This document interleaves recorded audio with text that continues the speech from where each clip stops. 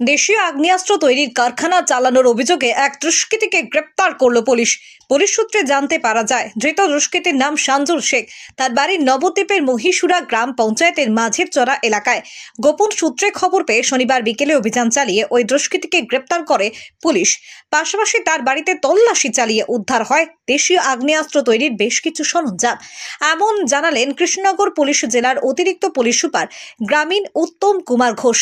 শনিবার সন্ধ্যায় নবদ্বীপ থানার আরক্ষা আধিকারিক জলেশ্বর তিওয়ারিকে পাশে নিয়ে কৃষ্ণনগর পুলিশ জেলার অতিরিক্ত পুলিশ সুপার গ্রামীণ উত্তম কুমার ঘোষ সাংবাদিক সম্মেলনে জানান, পুলিশের কাছে গোপন সূত্রে খবর আসে মহীশুরা গ্রাম পঞ্চায়েতের মাঝেরচড়া এলাকার বাসিন্দা দুষ্কৃতী সঞ্জুর শেখ দিনমজুরের কিন্তু আড়ালে নিজের বাড়িতে আগ্নেয়াস্ত্র তৈরির কারখানা খুলে বসেছে। খবর পেয়ে ঘটনাস্থলে পৌঁছালে পুলিশকে সাময়িকভাবে দুষ্কৃতীর পরিবারের বাধার মুখে পড়তে হয়। পরে সেই বাধা সরিয়ে দুষ্কৃতী সঞ্জুর শেখের বাড়িতে তল্লাশি চালিয়ে প্রচুর পরিমাণে দেশীয় আগ্নেয়াস্ত্র তৈরির সরঞ্জাম বাজেয়াপ্ত করে পুলিশ। পাশাপাশি এই কাজে যুক্ত থাকার অভিযোগে সঞ্জুর শেখ নামক দুষ্কৃতীকে গ্রেপ্তার করে পুলিশ।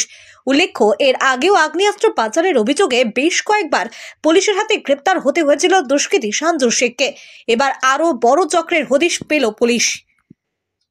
আমরা এই সঞ্জুর শেখ, যাকে আপনারা পেছনে দেখছেন, এর বাড়ি হচ্ছে মাঝেরচর মহীশুরাতে, তাকে আমরা গ্রেপ্তার করেছি এবং টেবিলের উপরে এই জিনিসগুলো দেখছেন, এগুলো সবই আনফিনিশড আর্মসের প্রোডাক্ট। তো সেটাকে আমরা সেখানের মধ্যে আনার্থ করেছি। আমাদের নবদ্বীপ থানার পুলিশ সেখানের মধ্যে খবর পেয়ে সেটাকে রিকভার করেছে এবং আসামিকে গ্রেপ্তারও করা হয়েছে। কবে? এটা আজকেই করা হয়েছে। ও কি গা ঢাকা দিয়েছিল স্যার? হ্যাঁ, কিছুটা সময় সাময়িকভাবে গা ঢাকা দেওয়ার চেষ্টা করলেও আমাদের সেখানের মধ্যে তৎপরতার সঙ্গে আমরা তাকে গ্রেপ্তার করতে সক্ষম হয়েছি। এগুলো ওর ঘরের কোথা থেকে উদ্ধার হয়েছে? ঘর থেকে নাকি? হ্যাঁ, ঘরের থেকে। এক্সক্লুসিভ পজিশন আমাদের তো সেখানের মধ্যে থাকতেই হবে, তো সেই হিসেবের মধ্যে ওর ঘরের থেকেই সেখানের মধ্যে এগুলো উদ্ধার হয়েছে। ওর বিরুদ্ধে কি আগেও কোনো অভিযোগ ছিল? হ্যাঁ, আমরা সেখানের মধ্যে ধরা পড়ার পরে আমরা সেটাকে ভেরিফাই করে দেখেছি যে আমাদের থানাতে অন্তত পক্ষে ওর সেখানের মধ্যে তিনখানা কেস এবং কালনা থানাতেও একটা পার্শ্ববর্তী আমাদের পূর্ব বর্ধমান জেলা আছে, সেখানেও তার এগেনস্টে একটা কেস পাওয়া গেছে। আমরা সেখানে ধারণা করছি যে আরো জায়গায় কিছু ইনভলভমেন্ট তার হয়ে থাকতে পারে এবং সেখানের মধ্যে এই জিনিসগুলো সবই দেখছেন, যেগুলো হচ্ছে বেসিক্যালি যেটা আমরা কাট্টা বলি বা সেখানের মধ্যে আর্ম বলি, হ্যান্ডমেড আর্মস, সেগুলোরই প্রোডাক্ট আছে। তো ও কাকে সেখানের মধ্যে দেওয়ার চেষ্টা করছিল, কার কাছ থেকে নিয়ে আসতো, সেই সমস্ত কিছু আমরা ডিউরিং ইনভেস্টিগেশন ভেরিফাই করে দেখবো। ও কি আগ্নেয়াস্ত্রের কারখানা চালাতো?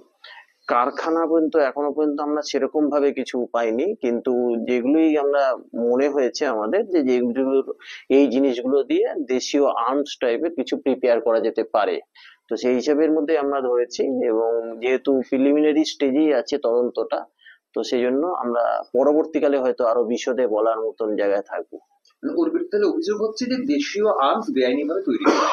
হ্যাঁ, সেখানের মধ্যে আমরা প্রথম অবস্থার মধ্যে আমরা সেটাকে অন্তত পক্ষে পেয়েছি এবং তার বেসিসের মধ্যে অ্যারেস্ট করা হয়েছে এবং সেখানের মধ্যে আমরা রিমান্ডে সেখানের মধ্যে নিয়ে এসে আমরা আরো কিছু সেখানের মধ্যে আনার্ট করতে পারবো বলে আশা করছি। অ্যারেস্টে কখন দেখাচ্ছে? দুপুরে? পরে? হ্যাঁ, সেখানের মধ্যে সেটা তো টেকনিক্যাল বিষয়, কেননা আমাদের প্রথম অবস্থার মধ্যে আমরা ডিটেন করি এবং ডিটেন করার পরে তারপরে জিজ্ঞাসাবাদ করার পরে তারপরে আমরা অ্যারেস্ট। তৈরি আর্মস কি রিকভারি হয়েছে কিছু? এখনো পর্যন্ত হয়নি, কিন্তু যেখানের মধ্যে মানে আমরা যে বললাম সেখানের মধ্যে যে এখনো পর্যন্ত একদমই প্রিলিমিনারি স্টেজে আছে, সেজন্য আরো জিজ্ঞাসাবাদ করার প্রয়োজন আছে। তো আমরা সেখানের মধ্যে জিজ্ঞাসাবাদ করেই আপনাদের হয়তো এটা। এর সাথে কোনো যোগসূত্র খুঁজে পেয়েছেন কোথায় এই কর্তব্য? না, এখনই তদন্তের স্বার্থে আমরা সমস্তটাই কিছু বলছি না। আমরা সেখানের মধ্যে পেয়েওছি যে কোথা থেকে এই প্রোডাক্ট সেগুলো ও কালেক্ট করতো এবং তারপরে সেখানের মধ্যে ফিনিশড প্রোডাক্ট কোথায় বিক্রি করতো, কিছু কিছু আমরা সেখানের মধ্যে পেয়েছি। আমরা সেটাকে ভেরিফাই করে দেখছি এবং সেটাকে আমরা আশা করছি যে তদন্তের পরবর্তী পর্যায়ে হয়তো আমরা এগুলোকে বের করতে পারবো। আরেকটা কথা স্যার, এই যে আগে ওর যে কেসগুলো ছিল সেগুলো কি রিলেটেড আর্মস? হ্যাঁ, একদম 100 বার সেটার মধ্যে মানে আমরা প্রথম অবস্থার মধ্যে দেখেছি যে প্রিপারেশন অফ ড্যাকোইটি টাইপেরই কেস এবং আর্মস অ্যাক্টেরই কেস সেখানের মধ্যে ওর এগেনস্টে ছিল।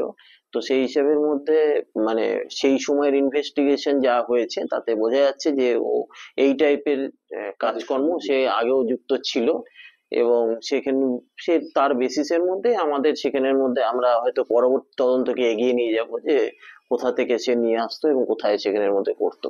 অ্যারেস্ট করতে গিয়ে কি পুলিশের কোনো বাধার মুখে পড়েছিল পুলিশ? না, সে বাধার মুখে সাময়িকভাবে সেখানের মধ্যে হয়তো পড়লে পারেও সেখানের মধ্যে আমরা সেটাকে ওভারকাম করতে পেরেছি এবং আমরা ওকে অ্যারেস্ট করতে পেরেছি। ওর নামটা কি সঞ্জু শেখ না সঞ্জু শেখ? সঞ্জুর শেখ, আর হ্যাঁ। অ্যাড্রেস কি মানে মাঝের চর মহীশুরা। এসব আর্মস সেখান থেকেই পাওয়া গিয়েছে? হ্যাঁ, এগুলোই আর্মস তৈরির সরঞ্জাম। নালন্দার তৈরির সরঞ্জাম। মানে প্রাথমিকভাবে মনে করা হচ্ছে আর্মস তৈরির সাথে যুক্ত। একদম বেশ। প্রথম অবস্থায় আমরা সেখানের মধ্যে আমরা পেয়েছি কিছু প্রিলিমিনারি সেখানের মধ্যে অবশ্যই কিছু পেয়েছি, তার জন্যই আমরা ওকে অ্যারেস্ট করেছি। বাকিটা আমরা আরো বেশি যা আছে রিকভারি হয়তো আগামী দিনে? আরো আগামী দিনে হবে।